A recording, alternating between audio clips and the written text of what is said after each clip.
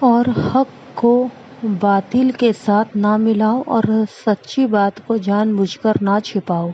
اور نماز پڑھا کرو اور زکوٰۃ دیا کرو اور خدا کے آگے جھکنے والوں کے ساتھ جھکا کرو۔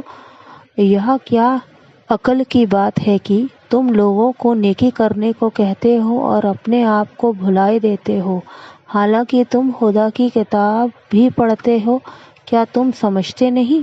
اور رنج و تکلیف میں صبر اور نماز سے مدد لیا کرو، اور بے شک نماز گراں بوجھ ہے مگر ان لوگوں پر گراں نہیں جو عز کرنے والے یعنی اللہ کا ڈر رکھنے والے ہیں، جو یقین کیے ہوئے ہیں کہ وہ اپنے پروردگار سے ملنے والے ہیں اور اس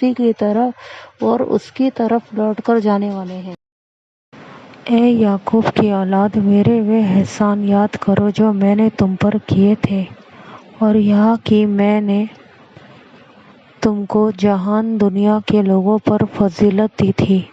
اور اس دن سے ڈرو جب کوئی کسی کے کچھ بھی کام نہ آئے، اور نہ کسی کی سفارش منظور کی جائے، اور نہ کسی سے کسی طرح کا بدلہ قبول کیا جائے، اور نہ لوگ کسی اور طرح مدد حاصل کر سکیں۔ اور ہمارے ان احسانات کو یاد کرو جب ہم نے تم کو فرعون کی قوم سے مخلصی بخشی۔ وہ لوگ تم کو بڑا دکھ دیتے تھے، تمہارے بیٹوں کو تو قتل کر ڈالتے تھے اور بیٹیوں کو زندہ رہنے دیتے تھے،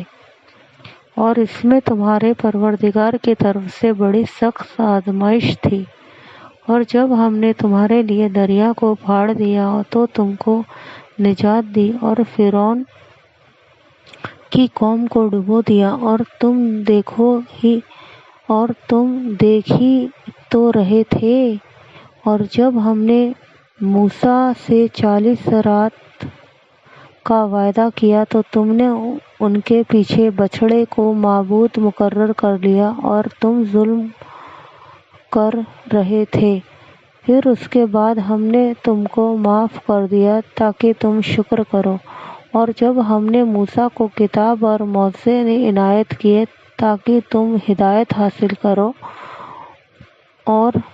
جب موسیٰ نے اپنی قوم کے لوگوں سے کہا کہ بھائیو، تم نے بچھڑے کو معبود ٹھہرانے میں بڑا ظلم کیا ہے، تو اپنے پیدا کرنے والے کے آگے توبہ کرو اور اپنے آپ کو ہلاک کر ڈالو۔ تمہارے پیدا کرنے والے کے نزدیک تمہارے حق میں یہی بہتر ہے۔ پھر اس نے تمہارا قصور معاف کر دیا، وہ بے شک معاف کرنے والا اور رحم والا ہے۔ اور جب تم نے موسیٰ سے کہا کہ موسیٰ، جب تک ہم خدا کو سامنے نہ دیکھ لیں گے تم پر ایمان نہیں لائیں گے، تو تم کو بجلی نے آ گھیرا اور تم دیکھ رہے تھے۔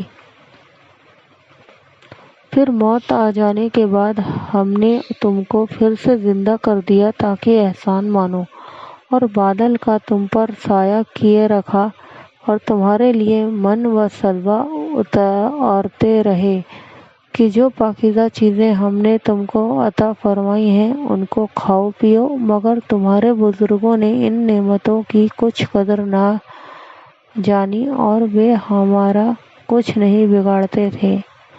بلکہ اپنا ہی نقصان کرتے تھے۔ اور جب ہم نے ان سے کہا کہ اس گاؤں میں داخل ہو جاؤ اور اس میں جہاں سے چاہو خوب کھاؤ پیو، اور دیکھنا دروازے میں داخل ہونا تو سجدہ کرنا اور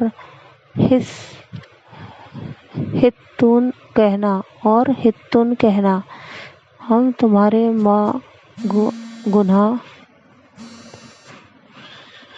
تمہارے گناہ معاف کر دیں گے اور نیکی کرنے والوں کو اور زیادہ دیں گے۔ تو جو ظالم تھے انہوں نے اس لفظ کو جس کا ان کو حکم دیا تھا بدل کر اس کی جگہ اور لفظ کہنا شروع کیا، پس ہم نے ان ظالموں پر آسمان سے عذاب نازل کیا کیونکہ نافرمانیاں کیے جاتے تھے۔